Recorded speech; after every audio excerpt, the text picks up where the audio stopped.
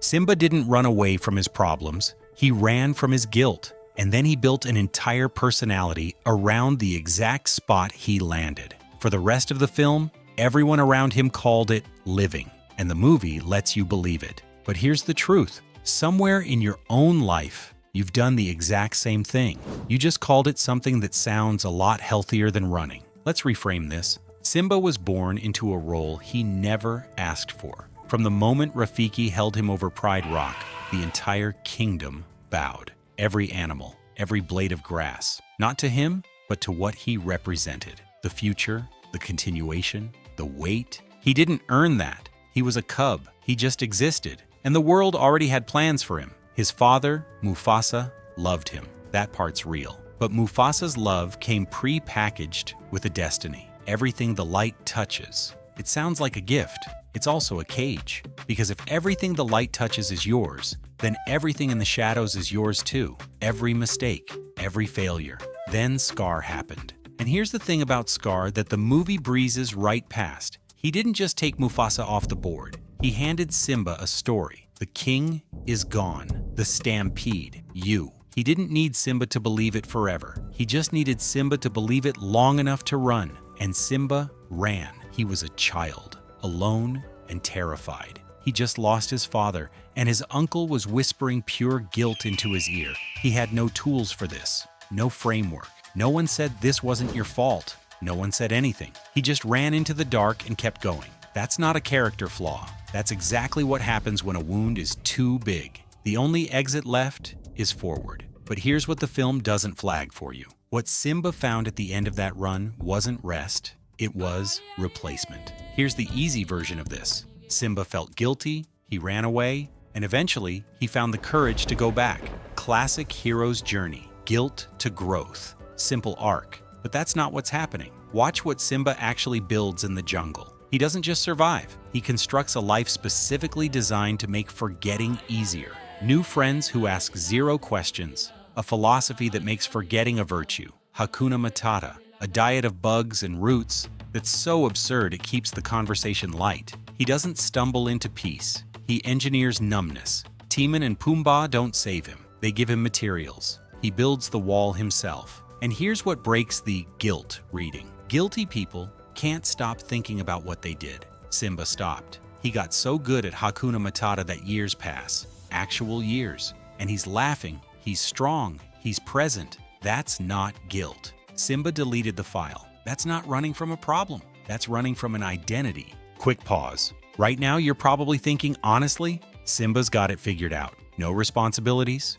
good food, great friends. That looks like peace. If a part of you is genuinely jealous of a cartoon lion living in the jungle, hit subscribe. Because that feeling, that's not admiration, that's recognition. In a few minutes, I'm going to show you what Hakuna Matata actually is. And once you see it, you're going to hear yourself say it, just with different words. Simba didn't run from his problems. He ran from who he was before them, and he called the distance healing. Watch the scene where Nala finds him. She's not just an old friend showing up, she's the past showing up, in the body of someone who still knows his real name. And watch Simba's face when she first recognizes him. There's joy, yes. And then, almost immediately, something goes tight. Because Nala doesn't know Simba the Jungle Guy. She knows Simba, son of Mufasa, Prince of Pride Rock, the one who was supposed to come back. He hasn't been that person in years. He doesn't want to be. Notice what Simba does in that argument.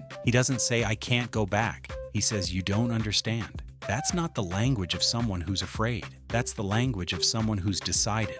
He's not paralyzed. He's dug in. There's a difference. Paralyzed people wish they could move. Dug-in people have built something where they're standing, and they're not about to let someone else's urgency knock it over. Nala tells him Pride Rock is in ruins. Scar's destroyed it. The hyenas are everywhere. His family is suffering. And Simba's response, underneath all the anger, is essentially this. That's not my life anymore. I live here now. I have a whole thing here. He's not heartless. He's just that committed to the version of himself that doesn't have to deal with any of it. And then Rafiki finds him, and the ghost of Mufasa appears in the sky, and he says the most misunderstood line in the entire movie. You have forgotten who you are, and so have forgotten me. Most people read that as fatherly wisdom, but sit with it. Mufasa isn't saying Simba forgot his duties. He's saying Simba forgot himself. The version that existed before the guilt, before Scar, before the run. Simba buried that kid so deep under Hakuna Matata that he genuinely couldn't find him anymore. You are more than what you have become. That line is not about being king. It's about the distance between who you are and who you've been pretending to be, and how long you've been pretending. And here's the part that gets skipped every single time. Rafiki hits him with a stick, hard. And when Simba says, "That hurt," Rafiki shrugs. Yes, the past can hurt, but then he swings again, and this time Simba ducks. That's the whole movie in one exchange. The past is real. It does hurt, but you can learn to move around it instead of letting it keep landing on you. Simba doesn't go back because the pain disappears. He goes back because he finally stops flinching from it. Watch how he goes back. He's not healed. He's scared. His legs are shaking in that final climb up Pride Rock. He doesn't have certainty. He has a choice, and he makes it terrified. He didn't wait until he felt ready. He went back while still carrying everything, and the carrying was the return. The movie did to you what Simba did to himself. Think about how The Lion King opens. Dark, heavy. A king falls, a child is blamed. It's almost unbearably sad. And then the film pivots hard into color, music, warthogs, and bugs for dinner. And you laughed. You sang along. You let the jungle sequence wash the grief away. You were doing Hakuna Matata with the film. The movie gave you the same exit it gave Simba. A heavy thing happens. Here's something fun and bright and easy to hold instead. And you took it. Of course you took it. It's a beautiful song. But while you were enjoying the musical number, you stopped feeling the weight of what just happened to that kid. You walked into this movie and immediately agreed to forget with him. And then Nala shows up. Rafiki hits him with a stick. The ghost of his father speaks. And you felt it land harder than it should for a cartoon, because the film had been building pressure the whole time. It just kept the lid on while you were laughing. The movie didn't hide its grief. It taught you to hide it the same way Simba did, temporarily, comfortably, with a good beat underneath. And this is where it stops being about a lion. You know what Hakuna Matata sounds like in your life? It sounds like I just don't think about it anymore. It sounds like moving to a new city after a breakup and telling people you needed a fresh start. It sounds like staying very, very busy. Busy enough that the quiet never gets a chance to ask its questions. You've got a version of the jungle. Maybe it's a job that's just demanding enough to keep you distracted. Maybe it's a friend group that's fun but surface level. Nobody goes too deep. Nobody asks too much.